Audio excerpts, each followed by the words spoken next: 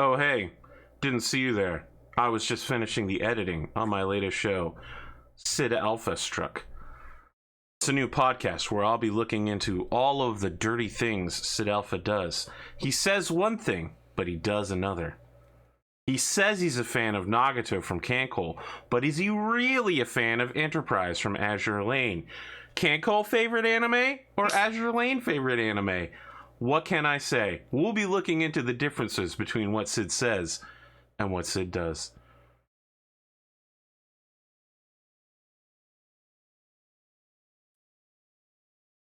Sid, let's go ahead and do your intro. What? I said, let's do your intro. Hi, yes, hello everyone. How are we doing? It's been a week. This is the second stream I've been on today. The last one was earlier this morning with Rachel, and it was a lot of craziness and I'm shocked to hear that. And fun. Yeah, I'm shocked to hear all of those things. Rip 12 hours of your life. Mm-hmm, mm-hmm. Yeah. If it's anything like the other ones. It's like, oh, it'll be short stream. It's like one day. Short stream, 4 hours later. 5. Just one more level. Just one more level. Just one more level. It's fine. I can promise you craziness tonight. Maybe fun. We'll see. And my parents are visiting for the weekend, so that's good. I actually can hear my dad watching a video about Star Wars and some Jedi lore in the background. So I feel a little proud there. I do. Weird. Because today I spent all day watching videos on Star Trek lore, which is very new for me. James and I've spent all day looking at Warhammer lore, which is not different for either of us. And I actually checked myself this morning. I'm safely under the line by a wide enough margin that I can now state definitively I am well below 220 pounds. Hey, fuck yeah, good for you, dude. First time ever that's happened since I started trying to lose weight. I understand. You checked yourself after you unwrecked yourself? Yeah. It's good shit, dude. That always feels good, dude. Congratulations. I've lost about 40 pounds since I started trying to lose weight. And I've got about another 20 to go. It will be agonizing, but I'm sure you already know that. It will be. Yeah, after all of the constant yo-yoing and all that stuff, I've been maintaining a smooth but steady decline for the past month and a half. So that sounds like a man who's not eating carbs. That's the key. That is a man who's not eating carbs. Yeah. That, not getting complacent, you're good to go. Not eating carbs, not drinking any alcohol. Ooh. And I mean, I don't even know why I'm saying that. I don't drink alcohol in the first place. Alcohol is fucking pure calories. You know, it's like I think the last time I heard about AP talking about alcohol was like over a year ago. I mean, I have this bottle in arm's reach, but it's the same bottle I talk about every single time over the last 3 years. It's still just as full as the last time I talked about it. This bottle, while it looks the same as the old bottle, is a different bottle. The other bottle is gone. It's empty. I drunk it. One of my day job staff had to put her daughter onto keto this week for health reasons. And you want fun, try taking carbs off a child. Oh man, dude, God, I know people who've had to undergo that stuff, and that's one of those things about keto that people don't understand. It's designed for people under specific medical circumstances in a controlled environment, and it's not meant for your average person. If you achieve like true keto, it will fuck you up. Yeah, it's a horrible thing. I've basically just been making sure that I'm keeping a very, very careful track on the amount of calories that I'm consuming every day, making sure to space it out very evenly. And then, holding myself to actually exercising more than twice a week. Yeah, that's what I need to get back into. Not going to the gym has ruined me. When the apartment I used to live at, and like when my health was at a better thing, I was going to the gym. Like I'd go every other day, and because I had a key to it, I'd go at night, like 3 a.m. I go to the apartment complex gym. It was like 100 meters away, whatever. So I had no excuse. I kicked myself into doing it. And once I started doing it, but then I was like, I already have a high metabolism, and I was actually trying to build muscle and lose weight. I was still eating whatever. I was just like, I'll just work out harder. Yeah, don't do that. Do the reasonable thing and maintain a decent diet. Still work out, but don't do what I did and just like, I'll just pump iron for another 30 minutes. I was actually working out every day for a period of about a month, and I realized that I fell off the wagon of my diet a lot faster when I was making sure to exercise every single day because my body just rejected the amount of calories I was bringing in versus the amount of calories I was expending. The other problem is you need So- break days for your muscles to heal and Therefore- actually grow. There was a guy recently on YouTube that did the challenge to try and replicate One Punch Man's training regimen for 3 months, which was every day like 100 push-ups, 100 sit-ups, 100 squats, and then running like 10 miles. And he said that like he actually had better results in the second month where he took 2 days off a week than he did doing it 7 days a week in the first month because his muscles just couldn't heal and regenerate. Yeah, I've been having about the same thing where I'm only exercising like 4 or 5 days a week because by then I'm like, I just want more food. That's all I fucking want if I'm exercising every single day. So taking the break allows my body to recover a little bit, and yeah, it's good. Well, I'm in the middle of 2 challenges for charity right now. One involving 45 flights of stairs every day, and one involving 150 push-ups every day. So unfortunately, but it's not for me. It's not for weight loss. It's more for doing the charity stuff. The most important thing people can remember is you have to find out what works for you. Like everybody's different.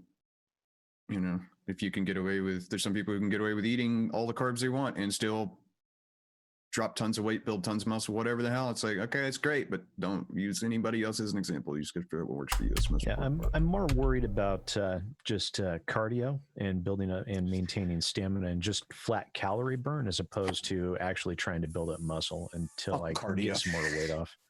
Fuck cardio, dude. I mean, I know that cardio is great. I enjoy being able to jog at a steady pace for an hour straight. A year and a half ago, I could not do that to save my life. Yeah, I found it's not. I guess be a stair stepper, whatever. Just if you can all help it, people do not run on anything where that the impact will fucking wreck your knees after whatever time. If you get access to a stair stepper or something like that, way better. But still, fuck cardio.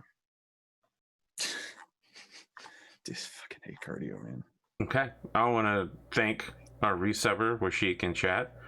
And then I want to jump to Pondo because he looks like he's distracted. I've been listening. He looked asleep. Yeah, I mean, no, not quite. Listen, you just gotta call him out real quick, We just need to rig out a thing so the cotton just spritzes him. A little water bottle, just keep him awake. Just spritz. I used to do that to my cat in order to train the cat, but now the cat loves being spritzed. I was about to say, people, they did that with my cat. They're like, oh, just spritz him with water. I was like, look, motherfuckers. He jumps in the shower while it's on. He doesn't give a shit. It's like, I swear, my cat is more of a dog than our dog. Yeah. But it probably might work on Pondo. So no, I don't care. We'll see. Thus, further proving that Pondo is a dog, not a cat. Listen, my cat will hop into a turned-on oven to acquire tomato sauce. All right? Cats are very dumb. That's some desperation to get tomato sauce. Listen, my cat loves fucking tomato sauce, man. Like, it's unnatural. Of course, she also likes putting her head in my mouth when I'm yawning. She lives life incredibly dangerously. Interesting. My cat's tried to get in the dryer before after just turned it off, that's fairly common, obviously warm, but never in the oven. Pondo, what do you got going on when you're not trying to get into that oven, get that tomato sauce? I haven't had much going on. I've just been slowly working on the office. I've finally got 2 more shelves primed, 2 shelves painted, and I still have 2 more shelves to work on. I have first coat on 2 shelves. So I have to paint 2 other shelves. I did find a huge error that I did when I was first putting out some of the pieces from the set I got, is that I super glued pretty much all the Gravis captain together. And he's got a big cape, which yes, it makes it pretty much impossible to get to that back leg there. So remember when we had this conversation about how James and I were saying not to put certain things on before you? Yep, I was just in a zone of put it together. I don't really care that much, to be honest. Well, if it's actually with super glue, it's fairly easy to pop back apart. If it's It's with So super did you glue. use super glue or Yeah. did you use plastic glue? No, I use super glue. I didn't No, have plastic glue. Stop using super glue. Yeah, First off. that too. What you want to get is get you some Tamiya extra thin because it comes in a glass bottle and it's got the thing pops off, but it's just like Yeah, I got plastic pipe, cement. well, like it's like with pipe dope, but it has the little thing, so you just get just enough. Yeah, and you get no like super glue or CA glue is not good for GW plastics. They really do cloud up. Yeah, well, yeah, because super glue, it heats up as well. It can also warp like a lot of stuff depending on how thick it is. I have to use it for resin stuff, and I hate it. Noticed that about one piece, it kind of messed up a bit of the side where it leaked out. Yeah, well, with super glue, you can just take a knife and kind of scrape that off, but still, just don't. Yeah, I did get some plastic cement. It wasn't to me. I was thinking about getting that back. I, for some reason, got the testers. Yeah, well, the problem with that is it's unless you get something like a really fine, either like the fine like metal applicator tip or whatever. Like the reason why the Tamiya one's so popular is because it's got the little, it's like pipe dope or whatever. It's got the tiny little thing. So the plastic cement from GW has got that metal tip, and I find that perfect for all the GW models. No problem at all. I just use their ones. I mean, they're expensive. You pay more for the brand. Yeah, that's a big thing too. Is I can get two of the like big glass bottles, the Tamiya ones, for the price of like one of the GW ones. And granted, I already had the Tamiya. I was already exposed to that from putting together like 1/35th scale like tanks and stuff. And it's just, I mean, they do the same job. It's just such a better. It's even more precise for whatever. So it's just, I don't really have access to a lot of great Games Workshop stuff like it. Yeah, well, I just get this. don't. You can get this at pretty much any models, a hobby shop that sells models. You can get the Tamiya stuff. That's another reason why I recommend it to people, is you can get it literally anywhere where they sell. But whatever you do, don't buy the GW super glue. It is absolute junk. I'm just going to throw that in the bin. Yeah, it is terrible. But did you buy it then use it like this is awful? It comes in like 5 little applicators, and pretty much like, once you open one, whatever you don't use, you can guarantee will be not going to work the next time. So pretty much it's like you can do 5 models pretty much. Even for the stuff I have to use super glue for, like a lot of times, even when I'm put together, either resin stuff, as you know, James, because obviously you can't use plastic glue, or normal models like big ones. So a lot of times, if there's stuff that's like structural internally, I'll do that, because you can do that and put a little bit of baking soda. Learned that from Adam Savage, and it friggin' just creates like a stronger structure for structural purposes, obviously. But even that, the super glue I have like a bigger bottle. It's got a nice screw-on cap, and then I have a smaller one that's got like a super fine tip on it, and I just refill that one. And because they're sealable, they're not like the little Cyrettes, whatever, the ones James is talking about. They're all designed to all be used at once rather than resealable. But it wasn't really of anything of loss, really, because I wouldn't even really planning on using these models at all. Yeah. And then if you ever need to, if you have stuff, super glued models that you are worried about trying to, for example, if you wanted to split it, you can always actually pop those guys in the freezer, and it'll pop the seal on them. Sometimes works, sometimes it doesn't. But if it's just super glue, you should be able to just get a hobby knife in there and pop them apart, and you just scrape it off. You'll be okay. So live and learn. But if it's any consolation, Pondo, I wrecked the Gravis Captain from my Dark Imperium box. It was like when I first got back into GW again after a long hiatus, and I oversprayed it and then took all the detail out with the spray for the prime. Yeah. Mine's currently setting where I've stripped most of the paint off of it, and I just haven't done anything with it because they're still painting all like the little, he's got that little like bone case thing on his thigh or whatever, the little reliquary and all. There's still stuff in there that I haven't been able to get all the paint out of. Fuck. So I just set it aside and haven't touched it in like 2 months. I've also gotten some paint. It's been mostly blacks and dark grays. Yeah. It's never bad to learn. I think a red oxide. Yeah. Just like his back, just like I'm like Batman from Lego movie. I work in blacks and very, very dark grays. Yeah. Sometimes yellow. No, yellow. Yeah. It's always good to get to like for like primers or base coats, get black, get gray, get white, and then you just have like I'm slowly going to build up that sort of paint collection. Yeah. I've been mostly just hitting up one hobby store that we have that if you has Vallejo. I use mostly Vallejo stuff, and even the ones that I don't, because there's some colors that GW has that no one else either has, or it's just you could probably replicate it, but it's just a pain in the ass too. I still convert all of my GW pots to, I just went on eBay and bought like 100 dropper bottles, whatever, and I have like a big metal syringe, and I just suck all the paint out and put it into dropper bottles because I hate the GW paint pots. But yeah, the Vallejo stuff is good, and it's cheap, and then you get a lot of it for the they're like what here where I live are like $3 a thing, which is it was like good. It depended on the color. Some were $5, some were $3. Well, the metallics generally cost more than non-metallics, which it's like that for every brand. That's nothing new, but that's been my week. I've just been slowly working and getting stuff done. Okay, Tomek, what do you got? Well, I guess the elephant in the room, it's surgery, which is fun. Still use most of my fingers. Well, I use 3 of my fingers. I mean, whatever. Hurts like a son of a bitch because painkillers do nothing for me. I get that from my mother and grandmother, who also painkillers do nothing for them. So it's been, at night, a decent amount of bourbon to help, which is great. And then just dealing with the pain. And it sucks. And I have a giant, the best way to describe it is a giant arm condom like thing to get a shower. It's like a big, like, it's almost like like you think you'd like put like an umbrella or something in, but it's just got like it's elastic at the bottom. So I put it in and it seals around here and still can't use it, but whatever. So that's annoying.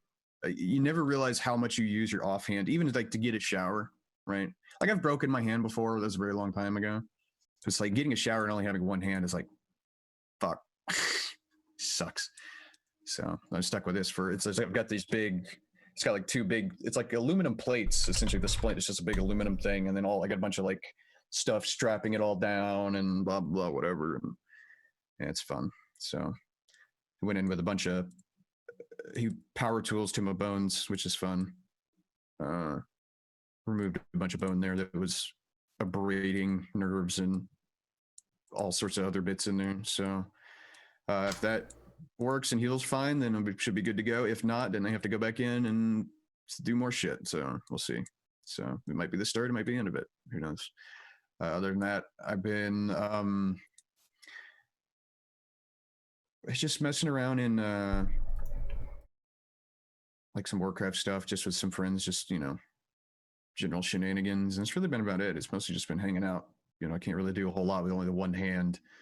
I bought DCS had a big sale this past, I had like a month of like, oh, you can buy tons of stuff, whatever, this and that. And like they added the Nimitz class aircraft carrier to the game, and it like works, like everything works, air traffic control, the whole thing.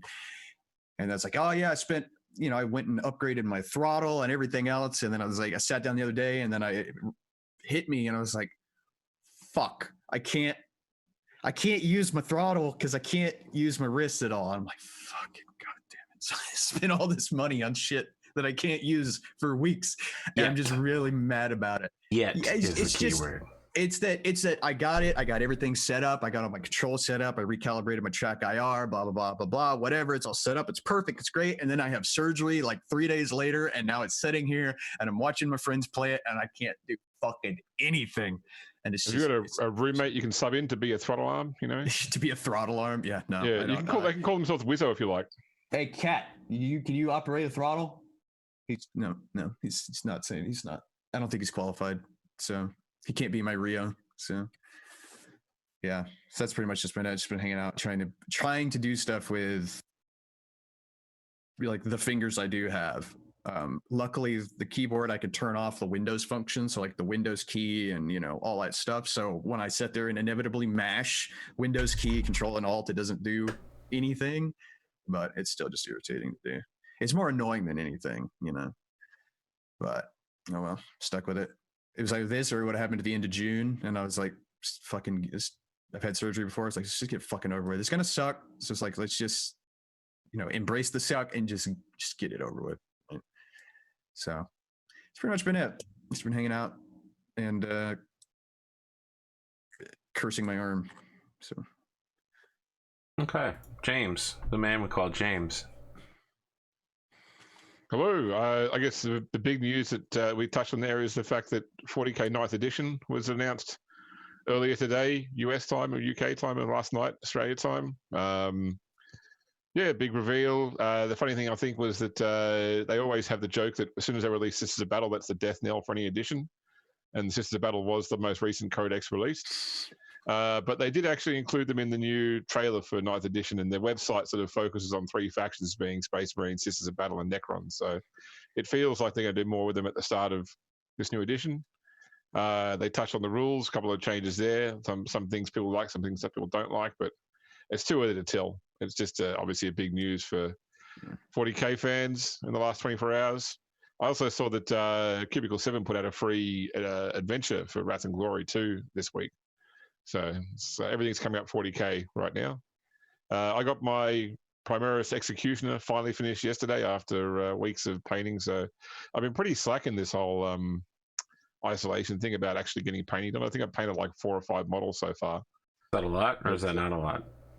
Well, I mean, that's not a lot given that people can knock over like 30 models in a day sometimes if they're really speed painting.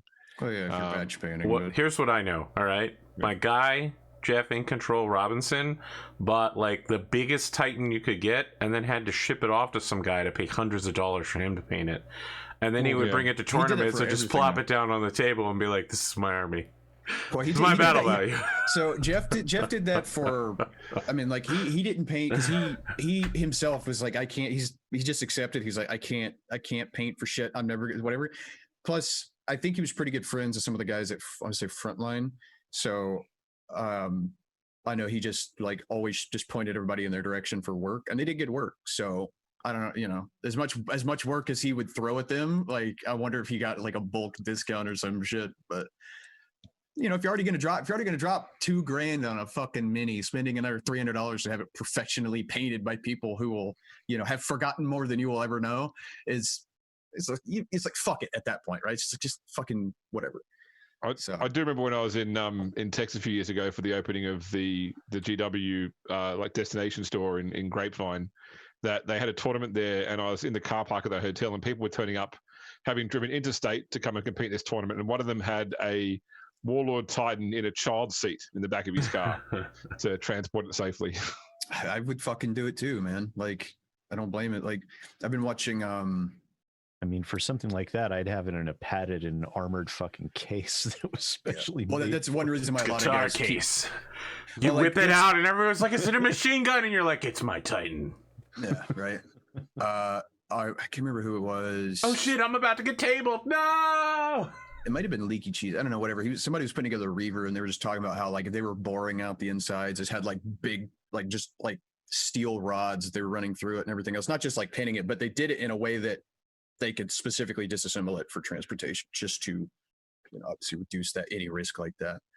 But you can always tell at a game store when you like people who are tournament guys, because they'll get those folding carts that unfolds and have like 4 levels for all their shit. They're not carrying it by hand. No. Like you could trip. Look at the cart. It's like, those are the guys who've been around the block a few times. All right, James, stop mocking chat with your hair. That's all I got though. I had a pretty quiet week. Still no more Final Fantasy VII. Have I played anything this week? I don't think I played anything this week. No, I've just been. Work's been a killer. It's just and I don't want to. I mean, because Sid, I know, actually works hard all the time. I have to pretend to work hard all the time, but for me, it's predominantly just everybody's communication's so easy. So it's just back-to-back Microsoft Teams calls. You know, creating collaboration groups to talk about things. You know, everyone's being busy, getting busy, being busy, basically. So it's taken a lot out of my free time this week. But yeah, it's been a good week. I did manage to catch a couple of your shows live this week, which is good. Although, unfortunately, I'm not boosting your YouTube numbers by doing that. That's fine. My YouTube numbers are plummeting in the post-quarantine phase. Everyone's views are plummeting right now. I mean, by plummeting, they're returning to, you know, nature is healing. It's returning to the pre-numbers. Yeah. And, I mean, mine are just staying suppressed because the algorithm fucking aids me. Yeah, you might be working. You might be working. The algorithm is the virus. You might be working super hard, James, but you know, better be working hard than not be working at all. You know, So there's some people who have really got shafted by this whole thing. So It is very true. Yeah. the lesser of two evils, I guess. So, As everyone, no, I'll skip that. lesser of two weevils. No, some could say. don't. We'll never stop. We'll be memeing all night long. Look, it's a good fucking movie. Okay. We've discussed it for too long. All I have on my plate for gaming is Fate Grand Order. If you don't know what that is, don't look it up. You'll waste your life. It's a rabbit hole. I'm almost done with part 1 completely clearing the whole entire first part of the game. Didn't you already beat that game like several times over? No. I mean, I'm current on the current storyline, but then you can go back and complete like free quests and farming events and all that stuff, and that's what I'm going back to do. I'm clearing all of the original old content. I figured you'd have done that by now. Nope. No. Oh, I'm getting there now. I mean, it's rare. It's difficult to do. It takes a huge amount of time to accomplish. I'll take your word for it. Sid, on the subject of gaming, my son lost his Raid Shadow Legends account. Account he'd spent money on too, and he can't seem to get it back. So he's most upset at Raid Shadow Legends. Ouch. Great. Thanks for choosing the Don't ad. trust him. Raid Shadow Legends is trash. Thanks, guys. Now we know exactly who's going to be the pre-roll ad for this show. All right. James, I believe you have a recap to do, as is your tradition. I do, although I want to point out at the start, this is going to be a slightly different episode format to usual because we really much want to cover off some of the key things from the last, for the little 1 week time skip. So it's going to be more of a series of vignettes rather than a standard game. And also I want to cover off some of the systems that we'll be using too. So Ponder's already noticed some stuff sitting in the handout section of Roll20, but they will come up as required during the game. But let's start off with a recap previously on Rogue Trade of the Last Scion. So first off, we see a ladder attached to the wall of a large cavern as the group descends into the expanse, looking down upon an obsidian pyramid. We see them moving across the ancient bilge decks of the ship, at one point all hanging from a single drop line supported by Nero. We watch as an ancient doorway opens, revealing the sleeping form of an ancient Iron Warriors dreadnought. Bad notes. We see Nero swarmed by a horde of metal scarabs. He unloads his heavy bolter into them. And finally, a Space Marine librarian bereft of his battle plate sits aboard the shuttle transporting the crew back to the Hand of Calixis. Thought for the day: an alien mind cannot accept the Emperor's blessing. As we move on to episode 9, the mechanisms of profit. So the camera opens on an expanse of space, somewhere deep in a star system, as we watch the space contorts and collapses in on itself as a warp gate opens up, the swirling purple light emitting from the hellhole that it creates as a single ship passes into existence from the warp, a Orion-class Star Clipper. As the warp gate closes behind it, its plasma engines ignite and begin propelling it into the system proper. And then we cut to a few hours later aboard the Hand of Calixis, where we have Pierre on the bridge. Not Nero. Nero at this point in time is still convalescing. Who else would we have here? Probably, I think that most of you are on the bridge if you've got nothing better to do, especially when something's actually going on. Because, Pierre, you've been informed that a ship has arrived in the system, a ship that's been organized in the last period of time by yourself, by Miriam, by the various adjutants that serve you. This ship, the Elated Hymnal, is a transport ship which is bringing fresh crew, some repair parts, everything required to get the Hand of Calixis up to its best possible state it can be inside the expanse while you're here hovering around Regina waiting for things to happen. Hopefully what you need as well to service the colony below. We'll come back to that a bit later in terms of their infrastructure requirements. But certainly the Vox operator informs you, sir, the Elated Hymnal has pulled alongside, and they're requesting permission to send shuttles over with their equipment. Their permission is granted. We've got a message here as well saying that our new first officer will be on the shuttle deck when they arrive. Well, he will be arriving on the shuttle, so it might be worthwhile greeting him. Yes, I would like to see him. It'd be very handy to have one at the moment. That's where you don't have to worry about the shit yourself. All right, so presumably you guys are heading down there. Yes. Yeah, I might be the only one not on the bridge because I imagine we might be trying to unfuck a particular dreadnought that may or may not have gotten hit by a melta blast. Melta shot twice, that is. So, revered Vastapol is he's basically his fleshy form has been extracted from the machine, and so he's now in the hands of the Medicaid more so. Like it's really an attempt to effectively he suffered another mortal wound that they're trying to extend his life until some better. Yeah.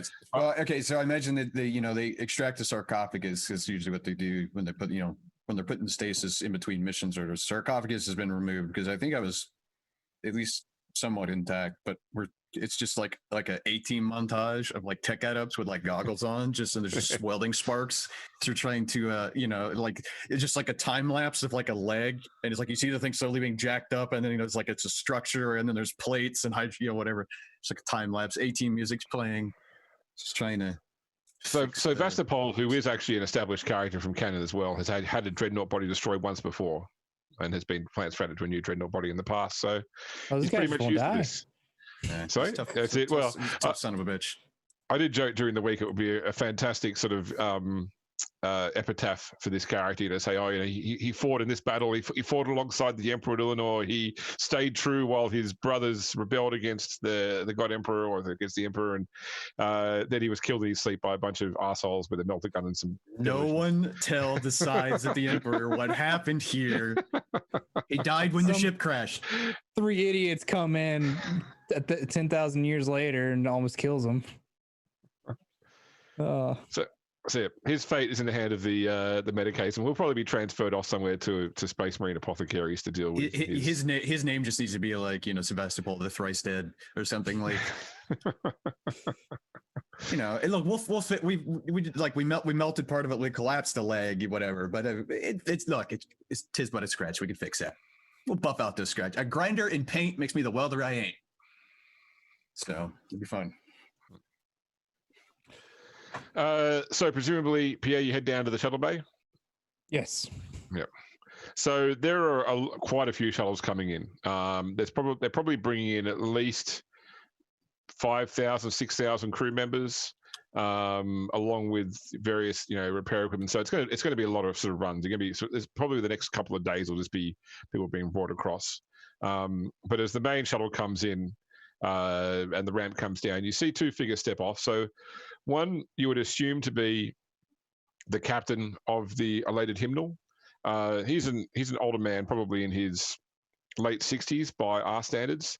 Has a naval look about him, although probably your first guess would be retired Navy, gone into sort of private mercantile transporter operations. So he's not a rogue trader. He has no warrant of trade, but he has been empowered by one of the rogue traders in this area to serve as a courier within the Expanse as well. So his uniform is stylized in Navy style, but he doesn't wear rank bars or medals or any of that sort of stuff. He is he looks more like a merchant captain. The other individual is a younger man, probably late 30s. His naval uniform is more obvious, so he's wearing a naval tunic. His rank bars would indicate him along the lines of a commander. He also has like flight bars, like he's a small aircraft pilot as well. Along with, he's displaying. He's in like a dress uniform, so he's displaying some medals, and he's got like in one hand a duffel bag, which you would assume is full of personal possessions, and under his arm he's got like a sheaf of papers and a data slate. So the man you pretend to be the captain approaches you first. Lord Captain Cowles, yes? That is I. I'm Captain Conrad Horgard of the Elated Hymnal. It's been my pleasure to transport these crew and equipment for your ship.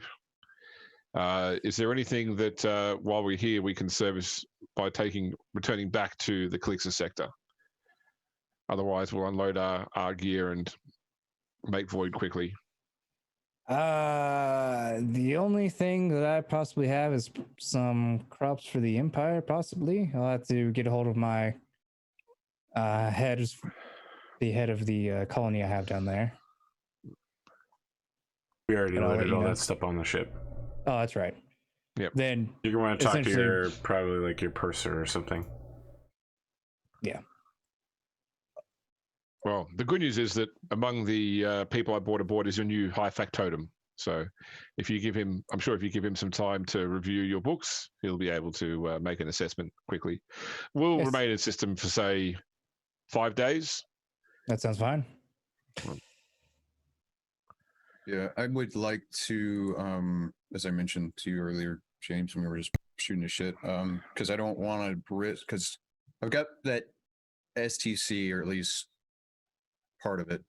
Yeah. Which was it part of it, or was it the whole thing of that? So you have the whole thing in data format. So you haven't got the wafer. You've just got the data itself. Yeah. Yeah. So I want to do some type of secure package, whatever Mechanicus encryption, more or less, to when they return, they take it, deliver it to whoever the ranking Mechanicus presence is on the station, and then it'll get ferried through the proper channels back to my contacts.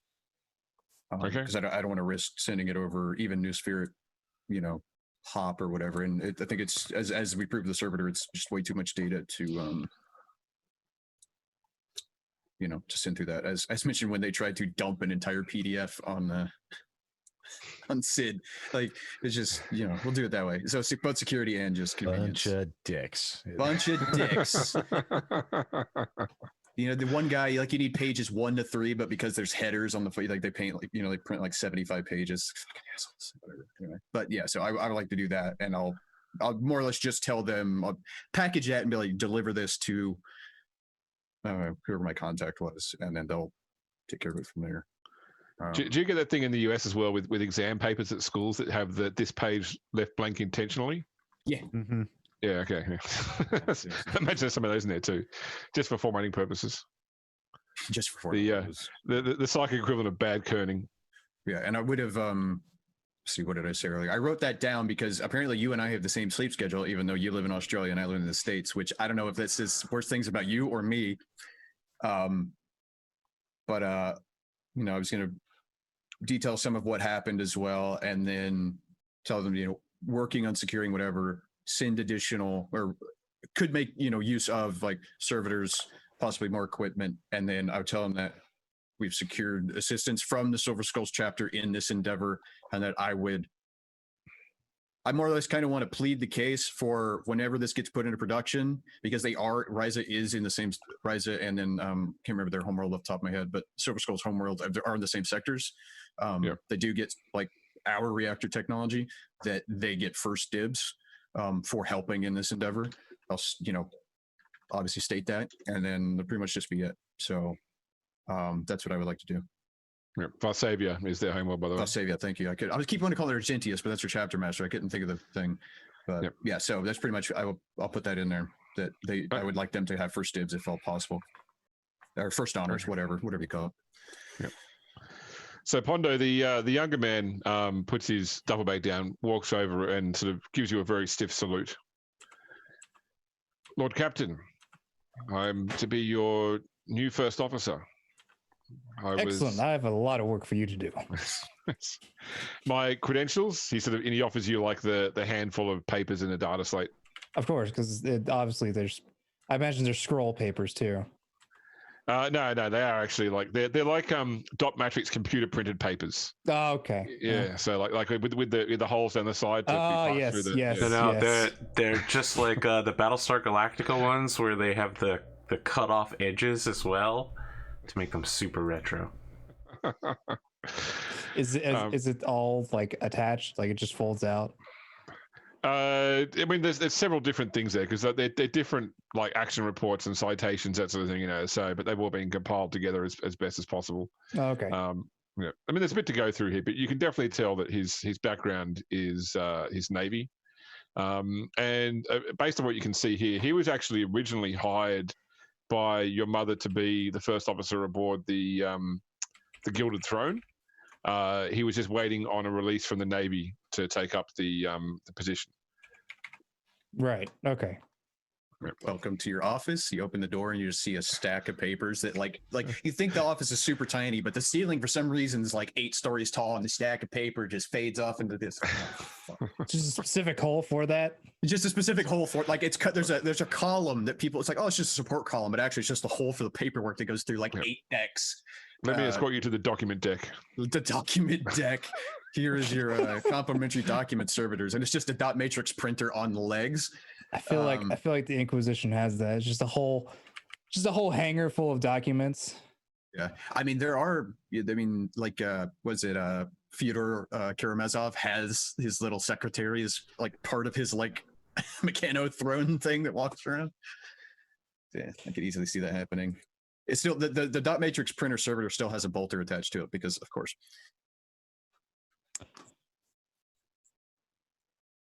Yes, we'll have lots of business to attend to as we're on a little bit of a time crunch at the moment. Where should I? Okay. Essentially, we have unknown Xenos race coming in about maybe almost 3 3/4 of a month now. But so your expertise will be handy to keeping this organized. Very good, sir. It's a pleasure to have you on. Okay. It's a pleasure to be here, Lord Captain. He doesn't seem quite convinced. There is certainly some apprehension in his manner. Well, he's being dumped into hey, we're about to have some shit happen here. Here's some shit going down. Here's your documents. You got 5 minutes.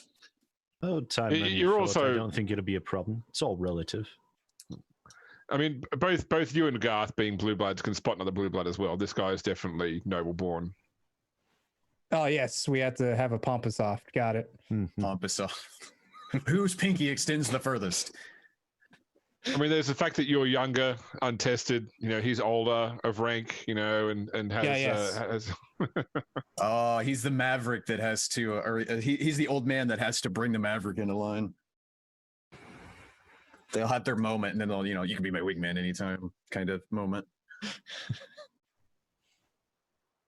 All right. Well, he will go just about have a game of volleyball. It'll be fine. So his name, by the way, because that wasn't discussed, is Talmans Parrington. Talmans Parrington. Okay. Yep. First Perry. Officer Parrington. Yes. Nice. Perry, can I call you Perry? All right, Perry. Here's the thing. You don't ask. You just start doing it. I mean, he sounds more like the lead detective in a mystery novel than a first officer, but okay. Look, until this happened, the first officer was also the fucking tech priest. I think people are glad to have someone who's a standard human. So because everyone in 40K is British, my image in my head is like Norrington from Pirates of the Caribbean. You know. Yeah, yeah. I got you. Yeah, dude. Yeah, fuck yeah. All right, so he will go about beginning to sort through. So I mean, his primary responsibility as first officer is to effectively run the boat when you can't, and when you are there, probably to repeat everything else that's said to you. Galaxy Quest style. Of course. But it's like Hunt for Red October in space. The computer says there are no life forms detected on the planet. one job. Yes. The other thing I was wanting to see if I could do was try to see if I can get a hold of the power system that the colony was requiring or needing. Yes. Or wanting. So we're going to take that to the next scene now. So the next scene, once again, Nero is not bodily here, but we're going to probably, because I think this one's going to involve a bit of in-character and out-of-character stuff, because this is going to be a bit of system work here too, because we're going to do your first colony cycle of what you own and how it grows, etc. So effectively what we have is we have a scene that has at least Pierre, Regil Kios will be here as well. Miriam will be present, along with your new high factotum, Alexandro von Heppel, who is so effectively he looks after all the finances of the the person looks after the finances of the ship specifically.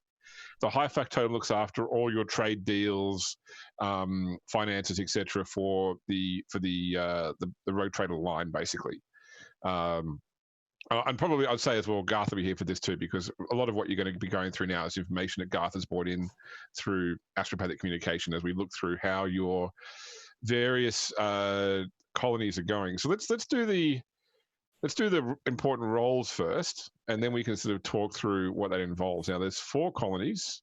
If it's important enough, I mean, I could also be there for as a Mechanicus representation. If it's like I'm just saying the only person that can't be there bodily is Nero right now, because this still happens when Nero is. Yeah, I was going to say, much in the way that I know this is kind of how it works in, like, for example, the White House and stuff, is they'll have somebody every morning with like a morning brief. Like we could have like a servitor bring him a data slate that's like the goings on of the past 24 hours, just to keep him informed while he's getting nursed back to health. Yep. Nero is in a medical coma. You wake up at some point, though. Yeah, after 1 week when he's fully healed. Oh, Well, he's down 1 hit point. I could stop by and telepathically just shove it into his brain. Please don't. Just sit there and telepathically read it all to it. Send him a PDF in the brain. Just the most pompous. I mean, that's what they do. That's what they do to Space Marines, psycho conditioning. It's like, it literally like the Matrix. It's like, I know Kung Fu, but for flying a fucking Thunderhawk or some shit. I don't know if we have that technology, but we can damn well try.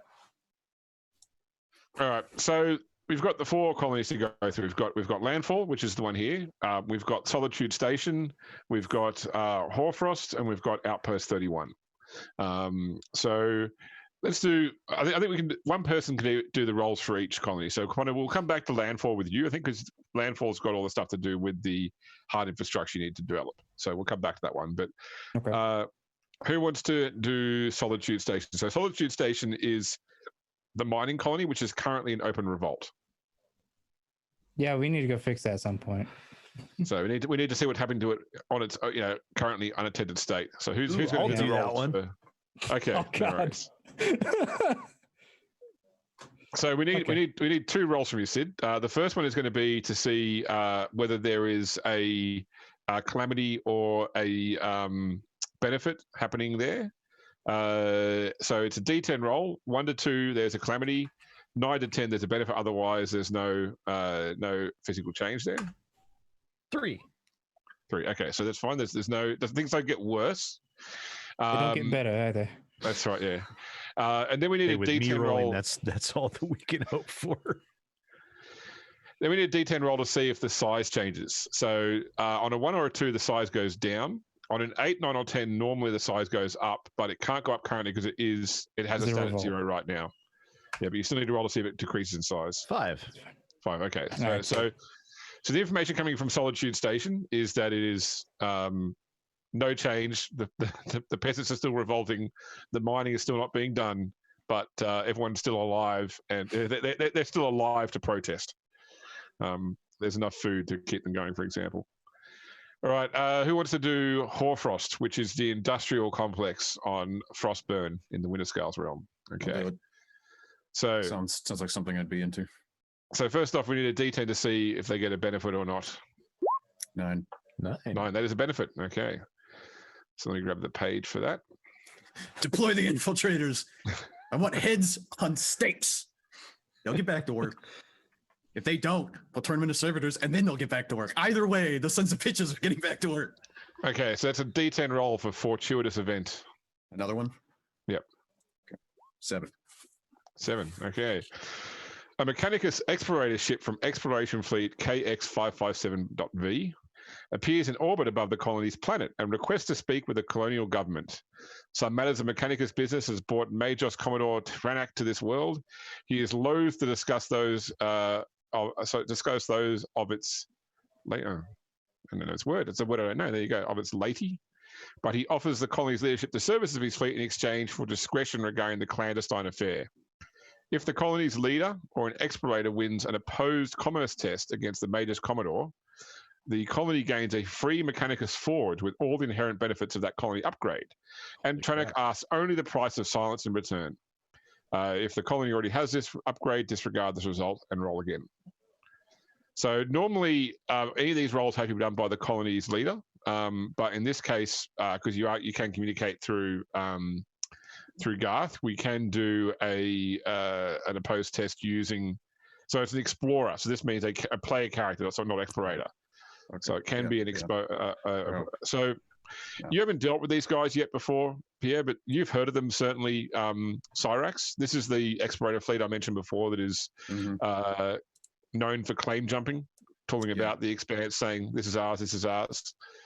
One of the reasons why I specifically did not want to risk broadcasting the fact that I'd recovered an STC with, and then more on the way, is because of these fuckers. I was like,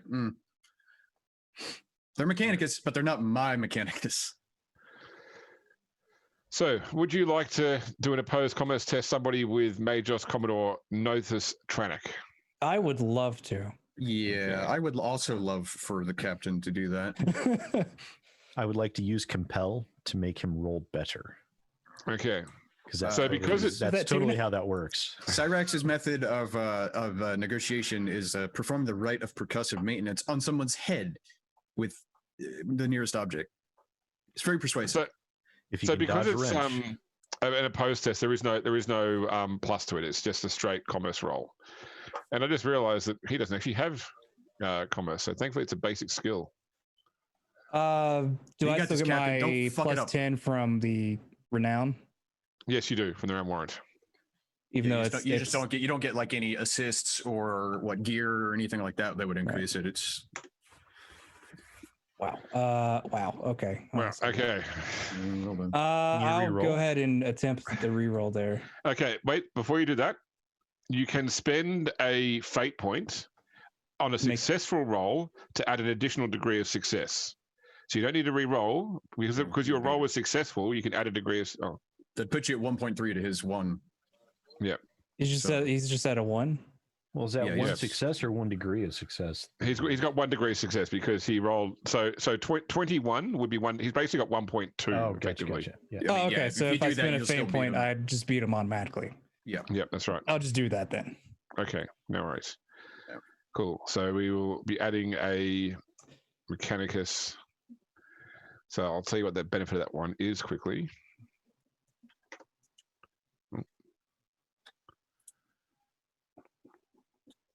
So it was a Mechanicus. Where's the infrastructure? So I got to figure out what the Mechanicus are doing on my plan before they try to steal my shit.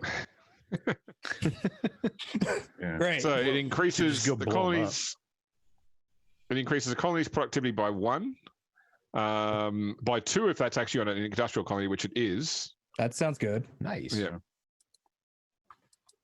Plus, I imagine it's not just the Mechanicus Forge, but it's all the benefits that also brings from increased traffic, like industrial traffic, right? Right. And every 90 days, on a D10 roll of 6 or higher, they uncover some unique treasure in addition to any normal finds. So they dig up some sort of archaeotech. That's cool. That sounds cool. Okay, then we need to see if the size of that colony changes. So once again, that's a D10 roll atomic. 8. 8. Yes, it does. Okay, so that's now a size 2 colony. So I need to work that one out. I'll do the mathematics outside of the game, but it's probably going to equate to, between the additional productivity and the size, probably about a 5 profit factor increase. Nice. Just from those, Sweet. just from those rolls. And the population increase is mostly servitors. It doesn't matter. I would have totally expected the population to decrease because a couple people were trying to use the new equipment and they actually off themselves.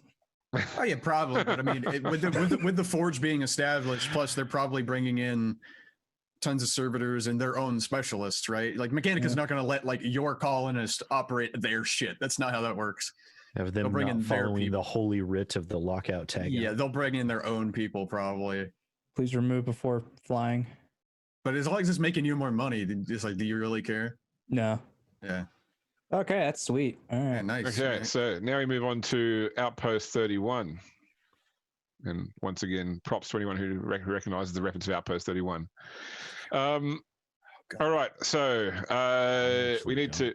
Damn you, James. Now I'm sitting here trying to think about it. Outpost 31 was the name of the Antarctic station in John Carpenter's The Thing. Oh my God. I should have got that. God damn it. I just watched the thing Kicking like myself 2 now, weeks too. ago too. Yeah. All right. So this is you, AP. We need a D10 roll to see whether they have calamity or fortuitous event or nothing. Why is the fate of this Antarctic base placed in my hands? Because they couldn't shoot a fucking dog. If you were there, you would have shot that dog. Blame the so it Norwegians. has- Space Norwegians. It's their fault. So yeah, there's no problem there. I will let you know, by the way, because the administrator at facility has the unlucky trait. If you do get a calamity, it adds +4 to the calamity roll. So God. it can go above 10. We need to fire that Lord guy. Captain, I would suggest replacing this cog immediately. Sounds Have like you we had- just got a new servitor. I was going to say, has he considered cybernetic augmentation and servo slavery? It would require the removal of his cognitive function, but he wasn't using it anyway. So you're fired. You have the unlucky trait. We don't need you. Get out. And another roll to see whether the colony increases or decreases in size or stays the same. You just walk in, you 9. shoot him, you look at his Another, second, another like, increase. you're now in charge. Don't disappoint me, and then you just leave. Do you have the unlucky trait? No? Good. All right.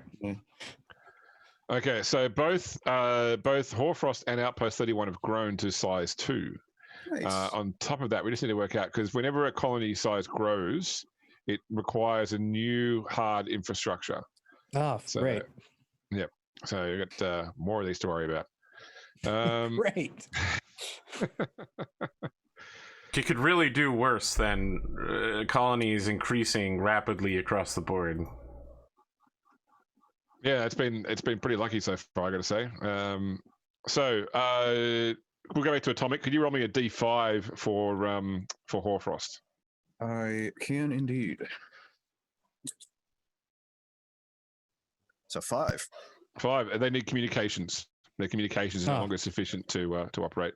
Great. Probably because the mechanics want to keep sending binary data across, and they've only got. We've telephones. saturated their network, and it just numbers Keeps getting 1 zeros and zeros and ones. you turn on any appliance. I'm gonna make some toast. All of a sudden, it just starts. Your toaster just starts screaming, and it's like binary reading. And it's like, oh, turn it, shut it off. God, what happened?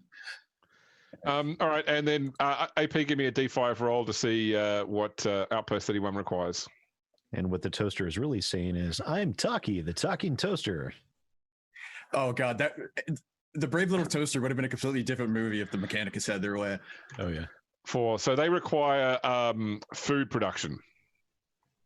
So they no longer produce enough food to maintain their size. So you won't actually get all the full benefits of those increases until those hard infrastructures are provided.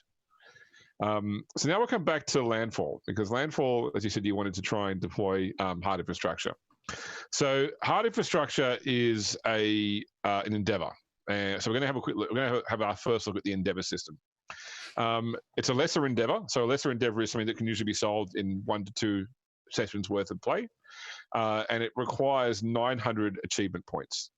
So with any endeavor, you generally try to break it down into 3 separate tasks. So and it's something that players and GM work on together. So this is designed for some back and forth conversation. But an example for deploying infrastructure might be, designing whatever is going to be provided to fit the requirement, obtaining that, deploying that. For example, they could be sort of the three acts or three actions that are required, and then those things will then require some rolls or the deployment of existing resources in order to complete. And once you've got the 900 achievement points, that is now done, and you reap the profit factor benefit. Is that straightforward? Yeah. So yeah. In terms of any endeavors you want to create for yourself, and I know AP, you were thinking about endeavor creation as well. This is the basic system: is to break it down into 3 manageable steps. The size of endeavor affects the overall optional payout. In this case, it's a lesser endeavor, which is the most basic. So a 900 achievement points thing would normally require 9 successful rolls at a base plus 0 difficulty, for example. But if you've got things like your ship provides you with 50 achievement points already for trade objectives, you've got the 50 military achievement that AP managed to get before with the with pushing the gunnery decks. So, but when you think of those 3 things you want to do, you've got to break them down into what type of thing are they? Are they exploration? Are they criminal? Are they trade? Are they creed? And are they military? They're the sort of 5 options. So in order to use the 50 points that Arthur generated before, you've got to come up with an action that actually requires military use. Now that may involve things like soldiers building, deployable buildings, for example. Third world support style. Aegis defense lines everywhere, just like Nero always wanted. The Imperial Guard equivalent to just like home. Army Corps of Engineers. Exactly right. Yeah, just like home. So let's break it down. So Pierre or Pondo or the whole group. So first off, are you happy with those 3 steps? Work out what's required, get what's required, build what's required. Okay. Yeah. Okay. So how would you go about working out what you need on the colony in order to provide the right power resources, like in terms of the current trains, needs, systems in place, resources available? See how much exactly the colony typically uses and try to factor in how much would it take for it to run 24/7 continuously. It's like, like for example, if a forge gets deployed and the forge is the one overwhelming the power grid, it's like, okay, well, do you reinforce, like add stuff to power up the whole grid, or just give the forge its own dedicated power supply? Yeah. Kind of thing. Like which would be easier to deploy and work or whatever. But all right. So when I'm thinking there, I'm probably looking at there's at least a tech use test in there for sure. Trying to think of what other skills would really fit.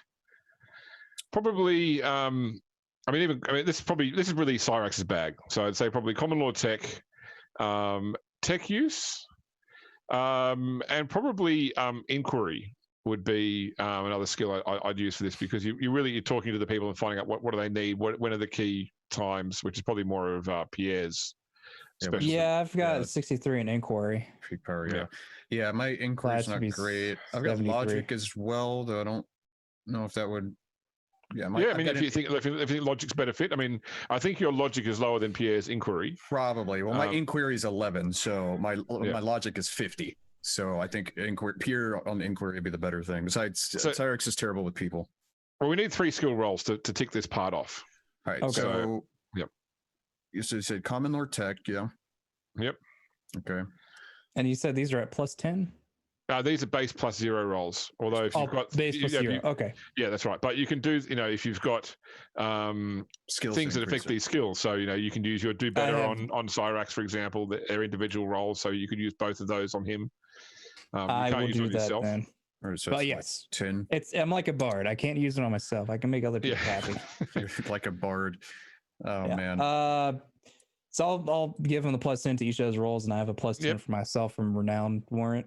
Okay, that's right, and your combi tool will give you +10 on the tech use roll as well. Re-roll that if I can. Yeah, 99 is not a great start. Yeah, no, it's not. It's not better. Oh, fuck. Look, this is not my specialty. Okay. Okay. Marginally better. Okay. Marginally better. It's still fail. 97. That's all right. We'll talk. Technically, you're correct. It's just. And so you've got plus 20 on the tech use test because you've got the support of the combi tool as well to help analyze. Yes. Okay. Success. That's Oh, fine. you're rolling hot today. Oh yeah, man. Tell you what. Okay, and Pierre, give me an inquiry roll. I think a 24 is good. Yeah, that's pretty damn good. 4 degrees of success. Look, I'm trying to repair the dreadnought at the same time on the conference call. it's There's fine, a lot I of understand. noise. It's just I'm a very busy man. Okay, so the Most additional degree of partially, success will make up what you're missing on the tech use test. So effectively, whatever he couldn't find, you're able to get. There's probably some technically inclined people on the planet that are able to sort of fill the gaps in Cyrax's knowledge. All right, so you know what the needs are. So now we need to actually get them. Now, certainly you've got 50 points towards trade. So this could make a skill roll in this section go to a plus 30 instead of just a plus 0. So, I'm thinking things here like commerce,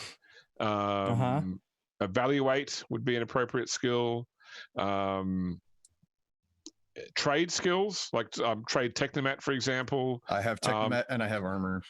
Yeah, even common law tech would still apply here in terms of sourcing the right equipment. Barter. We just need. Barter. Damn it! Son of a gun. I'll even take blather when it comes to acquiring stuff. I mean, even though you don't, I don't have that either. Even though you don't have barter, I mean, your base fellowship is still pretty high, right? It's 30. Well, if it's 63, so it goes to 31. Okay. Which is 1 point higher than my evaluate. You've only got to pick 3 skills. Three skills to do this part. One of them you go at plus 30 because you can apply your 50 trade objective from the ship. So commerce, what was is? I thought it was a 50 military objective. That's because the ship has a bay because it's got a cargo bay. A cargo loader bay gives you 50 exploration or just a reminder. I was also the one that pushed for that as well. Yeah. So saying that I'm the one out here earning all these achievement points, but what can I say? Was commerce one of them? Commerce for one. Yep. So commerce I'll take barter, or I'll take evaluate. I'll take probably even search. Yeah, so all of mine are going to be at essentially a 50 plus whatever because they're all intelligence based. So I can do commerce. I could potentially do I could do barter if we use the plus 30 for that at 61. Well, I mean, would we not be better to then just boost something that's already like, say, rather than doing 30 plus 30, do 50. Well, I'd be doing it at 41 for barter if we didn't add anything to it. So we could do what's your tech at? So all of my relevant skills are all at 50 because they're all intelligence based. So as common law tech, or I could use technomat. Let's use the 30 on one of yours. Okay. And then we'll remember you can give him plus 10 as well. So yes. Yeah. So we can definitely. I think we just do 30 on one, add the 10 to something else because I'll do the 30 on the commerce. So that makes it a 93. Yeah. Well, actually a 103. So. So just so you know as well, you can't do anything worse than a 40 because you can have any of the crew members that if you want to, they can use a skill and their base is 30 and everything. Plus you do plus 10 for do it better. Yeah. Let's see. Well, I could do with the Renown Warrant, I could do barter at 41 with the plus 10. So I'll put the 30 on the commerce because it'd be 103 and then. So do commerce, common lore, and then we need another one. Yeah. Common and barter. I'll do barter. Okay. Yeah. So we'll do this. So it'd be plus 40 on the commerce. And then I get 10. Wow. I'm going to fate roll that. So I'm going to fate roll that so hard. It's still a success. Yeah. It could be better though. There we go. Man, my knowledge is really coming into play today, boys. All right. And then success is a success. Barter at. Imagine he's looking at a schematic. He's like, what the fuck is this? There are no guns on this. I will fate point that as well. This is the episode where Pierre dies because he ran out of fate points in the first hour. Well, welcome to me last session where I spent literally all of my fate points on re-rolling stupid bullshit to open doors. It's okay. All right. I'm down to one. So the net effect of that is that once again, the extra degree of success on commerce will give you what you need. It's just that effectively, although you found the right gear, you paid through the nose for them. Not that it will affect your profit factor. Just you really feel like you got ripped off by that merchant at the end of the day. You probably So won't use that merchant's again. ass later on. either spend more money or it takes more time, kind of thing. Yeah. Yeah. Okay, now finally the job to deploy it. And once again, we've already agreed we can use the military resources here, so we can make one of these rolls a +30. So this could be command, for example, to direct the teams in doing so. This could be once again tech skills, so common law tech, trade technomat, tech use, and the compute tool would help here as well. I think doing the tech, so we could do. I have tech a question. Use. Yes. Good. Your boy on planet, let me get his name. He's the techno-barbarian leader of the people here. Kiergan seems like the kind of guy who probably has a pretty good command. Maybe better than some of us. I have 73. Okay, never mind then.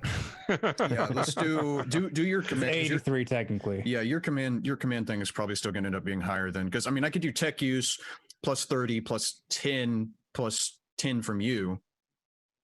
I believe So it'd be. So it should be rolling out a 90. So command, tech use, and then what would be a third one?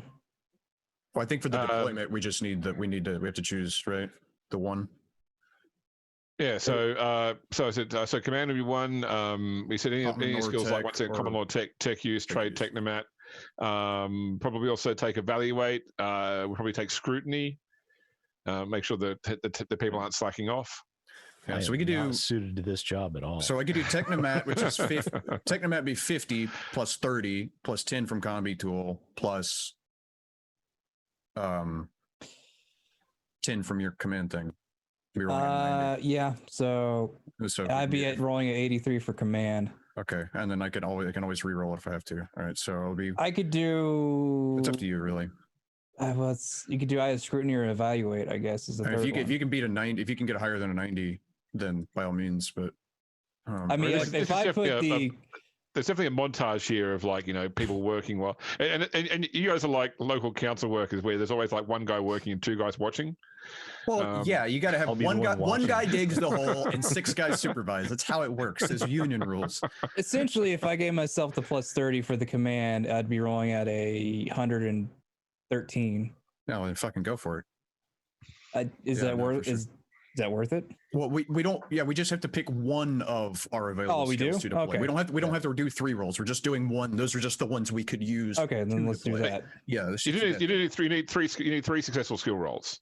Oh, okay. But if any of those, any 3 skills, but remember you still got a +30 for the military achievement. So we get 30 to any, like all of these.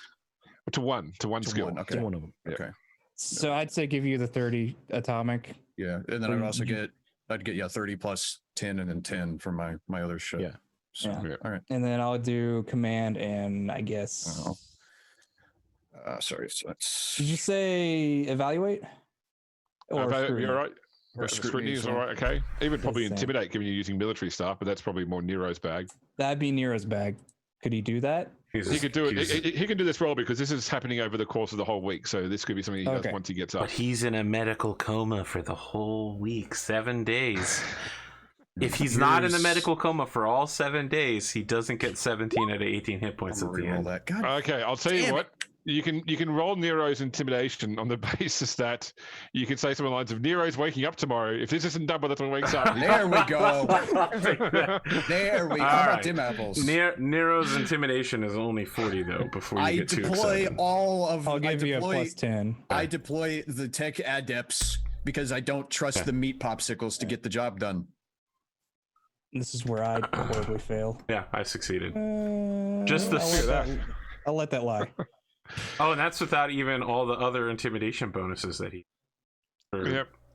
Yeah, just the story of Nero is enough to intimidate the newcomers into doing the job. He's want to bring down his heavy bolter on you and some like fucking Night Lords-esque shit.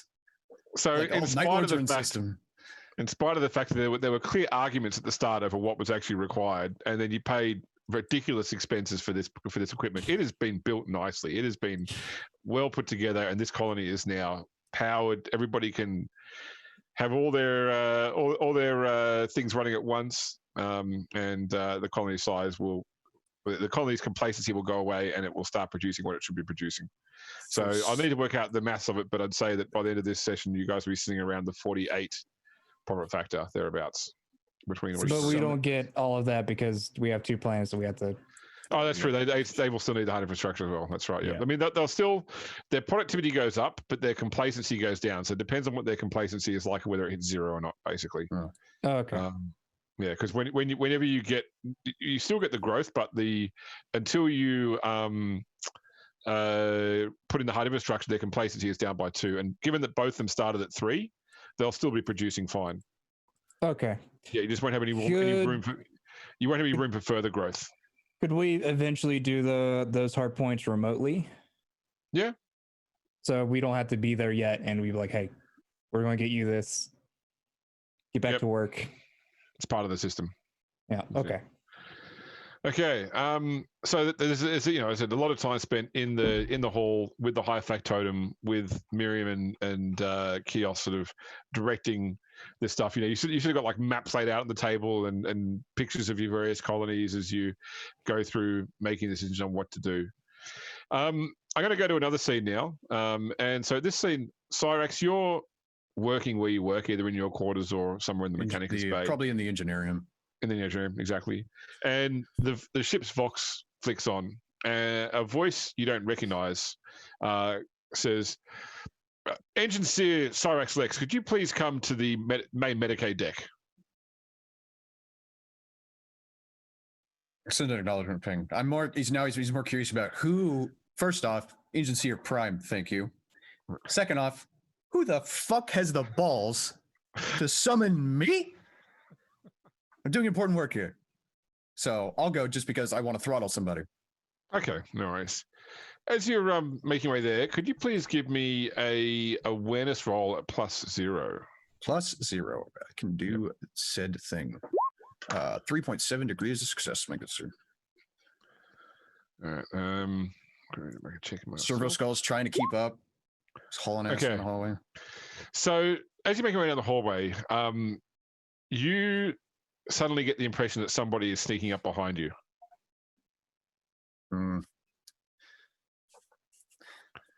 Yeah, it's not a good idea to try and sneak up on somebody who essentially has an Auspex sweep running 24/7 on the little Servo Skull. It's just don't get me wrong. They were quiet. They were. This is a skilled sneaker. This person is, probably even, and you even get the impression that they've got some knowledge about like blind spots in the aura and sort of stuff.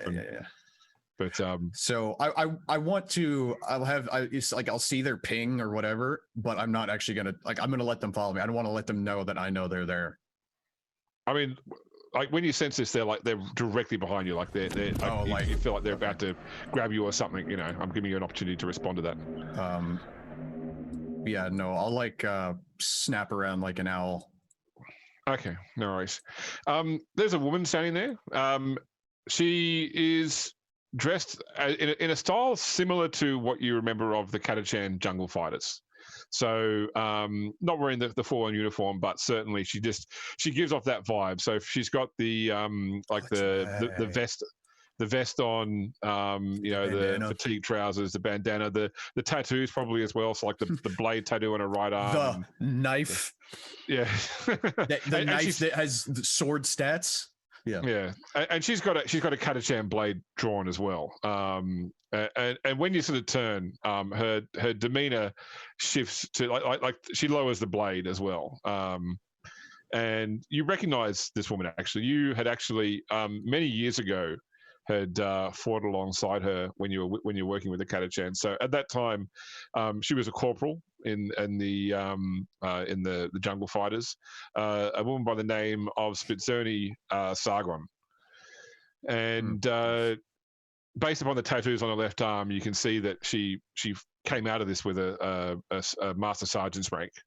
Nice, which is impressive. And she straightens up. It's good to see that Void Life hasn't dulled your senses, Cyrax. It's been a long time. Well, fighting the Tyranids made me overly paranoid. I like to imagine that when I turned around, I too had my knife drawn.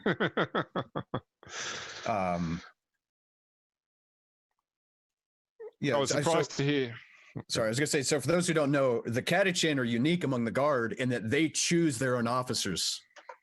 They just pick whoever's the baddest motherfucker and they put them in charge. So they have no like formal command structure. They just like he's in charge because we trust him, and that's how their whole thing works. So to be a master sergeant is pretty. Means you've got some balls.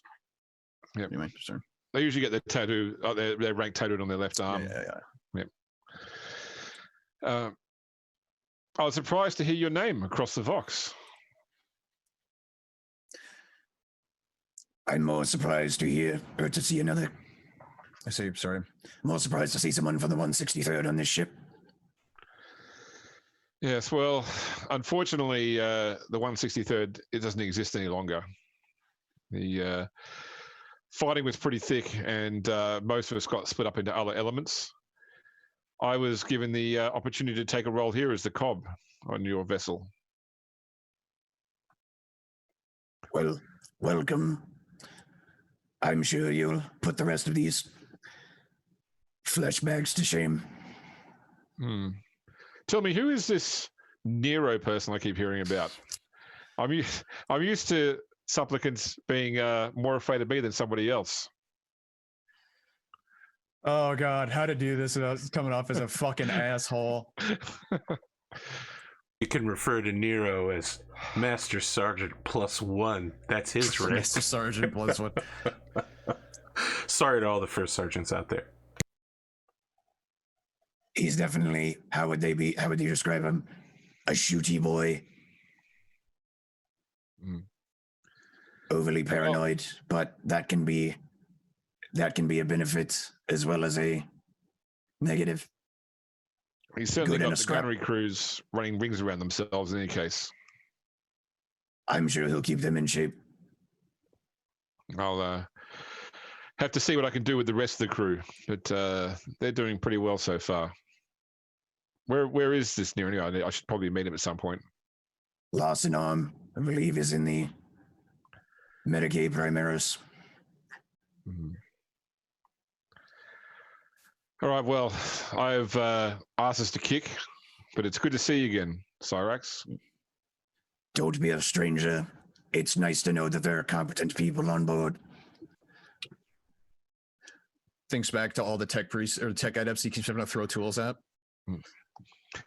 She nods to you, slides a knife back in, and walks away. And like she is built like she is. Oh, yeah. She is an absolute unit.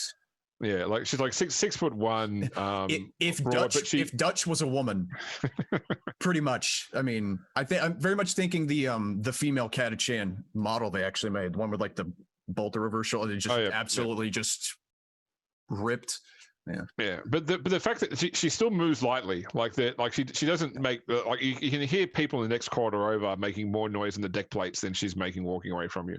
Well, like what's the Catachan? It's like always bring a knife. Stealth is the best armor. Don't eat that.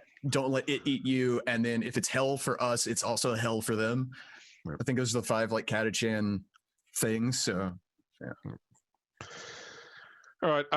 You head into the main Medicaid deck.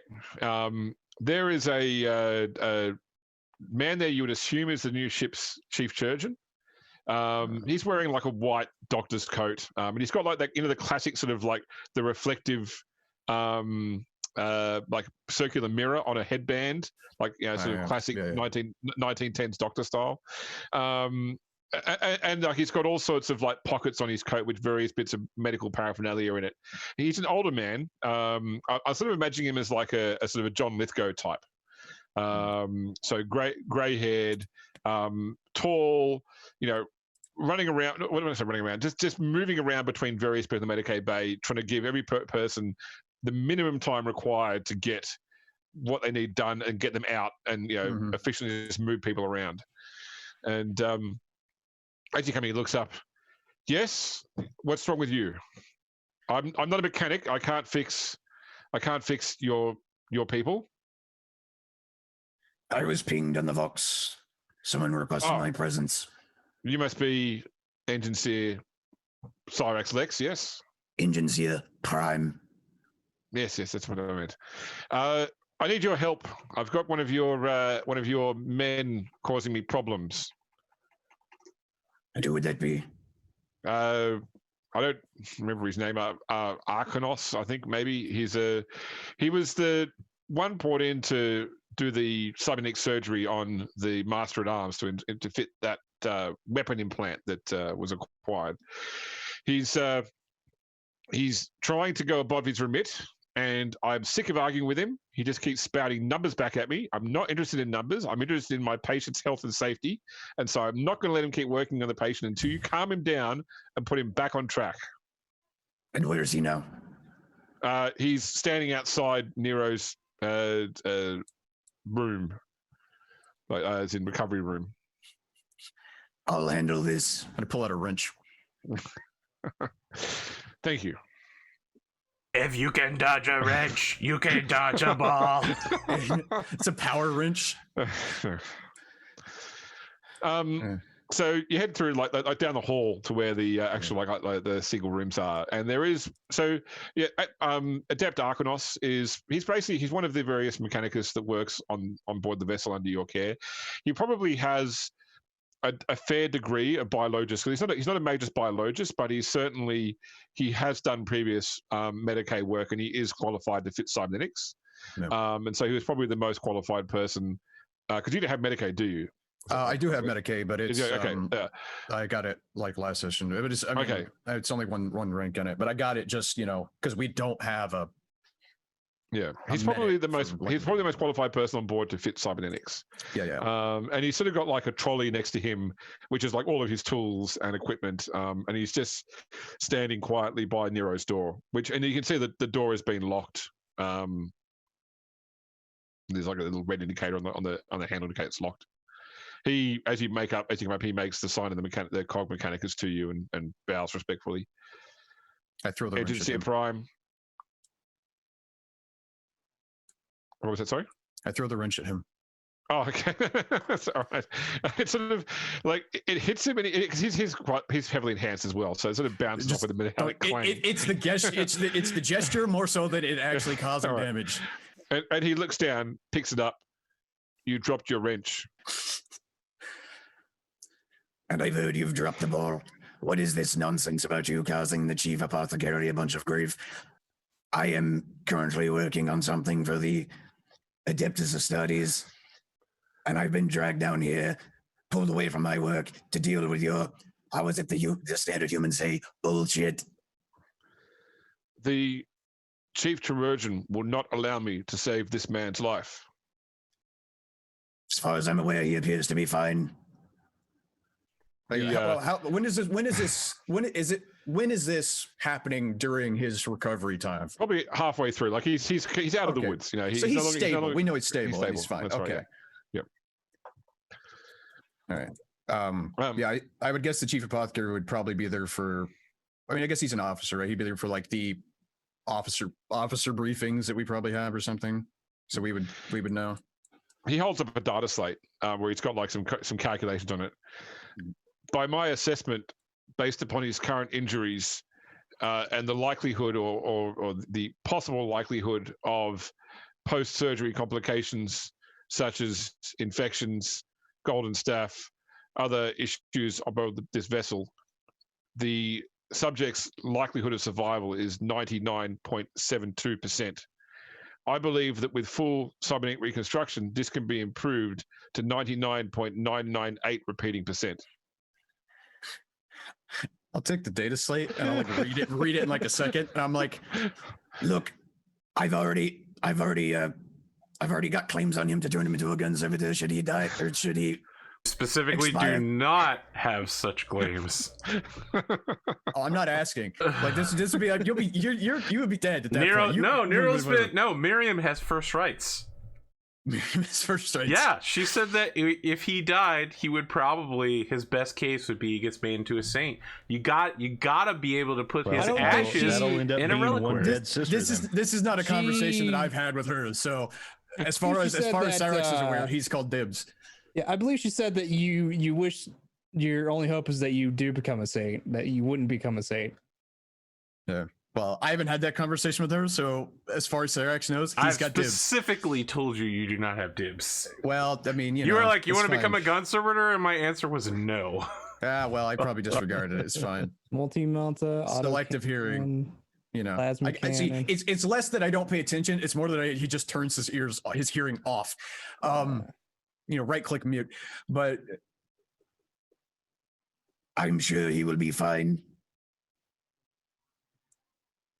What's more important to me is I'm getting drug around this ship, dealing with my subordinates' bullshit when I have more important work to do. I'm sure that if the Kyogen requires your services, he will make use of you.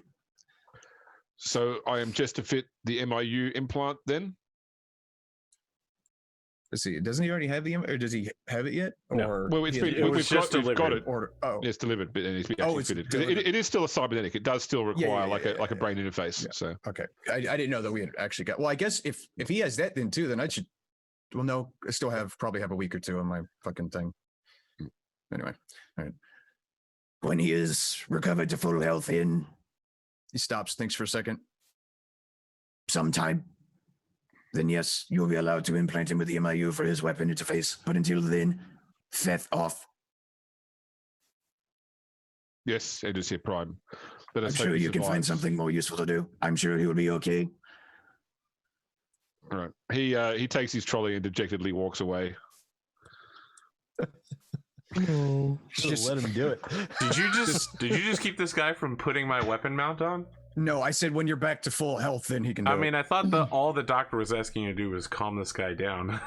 No, well, he's standing outside your door like 3 days into your recovery, while you're wanting to perform major surgery, like to your spine. That's fine. So I told him when you're recovered, then you can do it. Yeah, but God not right now. Me. It's fine. You're still in a coma and you're still halfway through. So I told him to go be useful somewhere else. I'm more annoyed that I'm still trying to fix this fucking dreadnought that I fucked up. So I just got more, plus I'm ordering tech adepts and blah, blah, whatever. I got like 1,000 things running at once. So I just go be useful somewhere else. And then, whatever. That's what he's more annoyed about, but you'll still get it. It's just, once you've done your 7 days fucking coma. Yeah. When you've done your full 7 days of regeneration or whatever you standard humans have to do when you lose limbs. So there's two more things I want to do before we go to a break, just in terms of the timing we've got. So the first one is, and this will play as we will do in the second half of the show, but just to give you guys a quick explanation of what has been put into Roll20 in the handout section. So for the audience's sake, I had a conversation with the cast after one of the shows recently, and I said that there is a high likelihood that we could end off this first season with a major battle. And similar to what we did in the Dark Inquisition game, is we can look at resolving this battle in a tabletop way. With that being said, we wanted to offer some more options and potentially pre-record it and make it available as a cut down highlights version, or if you want to, you can watch the whole battle just to see what people prefer. But to that end, I want to keep a track on what forces the Cowles dynasty can pull together at a notice in order to actually, because you don't own any military forces yet. You can actually use Profit Factor to acquire your own, actually have your own tanks, your own soldiers, etc. But you can also use your influence to draw on resources of other factions to join you in battle, basically. So say, I need you to come and send Marines, send Guard, whatever the case may be. So right now, the group has access to faction or forces from 3 to 4 different factions. The first one is the Astra Military. So the Astra Military faction is pretty much your default. This is just armed forces that you can gain from the Calixis sector, purely based upon your fact that you're a rogue trader and your notoriety. So we're actually going to be using, if and when this happens, power level rather than points, because we're going to do it as a narrative battle rather than a match play battle in 40k rules, depending on how things develop with 9th edition in the meantime. So power level is a lot more sort of nebulous, so whether a Devastator squad has heavy bolters or missile launchers or las cannons, it's all the same power level. It's more just of a broad thing. So Right. the total power level you'll have to put together from Imperial Guard forces will basically be based on your profit factor. So if your profit time is 48, you can put together 48 points worth of Imperial Guard, limited to the types of units that are listed on that document. So for the audience sake, it's things like company commanders, infantry squads, scout sentinels, some Leman Russes. It's pretty much the bulk Imperial Guard forces. So it's not things like Tempestus Scions, Vulcans. James, calm down. We're obviously going to take the Loyal 32 and then a vanguard of tanks. Yeah. I got like a whole Krieg list set up if we want to do that. No, fuck that shit. But we have launchers. We have Sid Alpha on the show. We need to have a tank commander and 2 Leman Russes rolling around the map, Sid Alphaing everything. No, what we can do is we can one up the Punisher. We just need to get a Stormlord and deploy that. We just have a Vulcan Mega Bolter, and he'll be fine. Fine. So to give you an idea, 30 PL, 30 power level is, depending on how you go, roughly equivalent to 500 points of regular force. Okay, so on top of the Astra Militarum, the Silver Skulls have committed to providing forces to you irrespective. So the 30 PL you've got there and the force you have access to are things that you could access right now. We're going to have a conversation after the break about what's pulled out of the Anvil of War and how that will potentially affect that, potentially grow the number of power level, grow the options of forces, for example, as well. Through Cyrax and through what you provided now with the STC, you can access 20 PL worth of Adeptus Mechanicus, which includes Scutari forces, along with Onaga Dune Crawler tanks and Scorpius Dune Riders for vehicles. But not a lot of the stuff, like not things like the robots or the sort of stuff. Okay. And then finally, through Miriam, you can access 15 points worth of Adeptus Sororitas, but really limited forces. So pretty much just battle sister squads, not a canoness, different types of squads, and the only real support vehicles being their transports, so immolators and rhinos. So today, if you were to do a pitch battle now, you would have 30 points of Silver Skulls, 20 points of Mechanicus, 15 points of Sisters, and 39 today points of Imperial Guard. So I need to get another STC. What equipment do you require? Send Night Crusader. So as you do things between now and the battle that may inevitably come, the idea is that would increase the power level and also give you additional options to make a more versatile army. Is that all relatively straightforward and no questions there? No, that's makes sense. You're just requiring assets as we, the game progresses. Yep. James, just to clarify, we'll be doing both. I'll be doing the full recording from my point of view. You'll be doing an edited, like a battle report version of it, and we're doing that off stream, correct? That's correct. And it'll be YouTube only. So that's for the future, people. You get to pick between which one of those paths you want to take. 8 hours of us throwing dice or 30 minutes of James narrating how we absolutely win. Nero just one side of the board to the other, so just everyone falls down when he walks nearby. Yeah. Plus, I think you were talking about basing it on like the 40K and 40 kind of format. James. Yeah, that's it. Yeah. At the end of the day, it's a role-playing game. The players are going to win, but the question always becomes at what cost? Yeah. Plus, with it being kind of an edited one, we could also I was just thinking, we could always be like, oh, something major has happened, and we just take a second and then have what would be the player characters doing some communication or whatever, just add more of a narrative aspect to them. I want to also observe, by the way, and someone in chat observed this too, that this storyline, which I wrote 3 years ago, I will add, and ran previously, is looking very similar to what's being produced for 9th edition right now. So, and I didn't plan that. That's just it is funny. Happy, it's a happy coincidence. All right. The last thing I want to do before we go to a break is, because we're at the end of like a 3-month cycle, which is where you would do your colony tests, we're going to do your misfortune roll now. So every 3 months you roll to see if something something bad happens to rogue traders all the freaking time.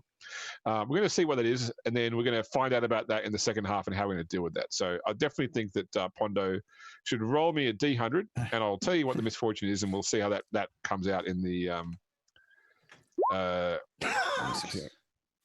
96. I was gonna say, 96, Sid, take your hands off the goddamn dice, but then it's like, oh well, okay.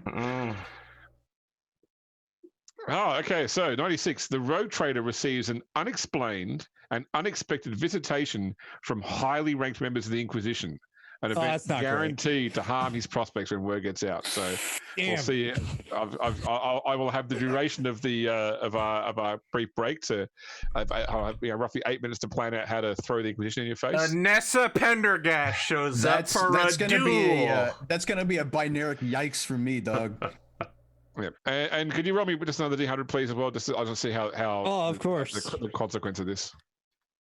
Let's see if we can get that 100. 9. Okay. 9. Okay. No worries. So this won't have any immediate impact on your profit factor. Oh, that's good. But, yeah. I just had to deal with the Inquisitor, which is fantastic. Lord Captain, I can deal with this for you. No, it's fine. It's probably going to be the asshole with Death Watch. Oh, Lord Inquisitor Schmutzy McDougal butts. Are you investigating the thing I told you not to investigate? No. Go away. You're being an asshole. Cassius Strain, right? Yeah. He has a wife, you know. All right. So at that point, I think I'm going to call a break. You think you have that power? You think as a game master you can just call a break whenever you want? Sure, fine, whatever. Yeah, we'll go on break, guys. We'll be back in I don't know, James. How many minutes do you want to go on break for? I'll just let you decide. Well, I thought you say 8 normally. I do say 8 normally. So I'm gonna say 9. Fuck you. Okay, 9 minutes. I mean, he decided, guys. That's how it goes. I'm sorry, you're gonna need to wait an extra minute, and that's another minute off the show.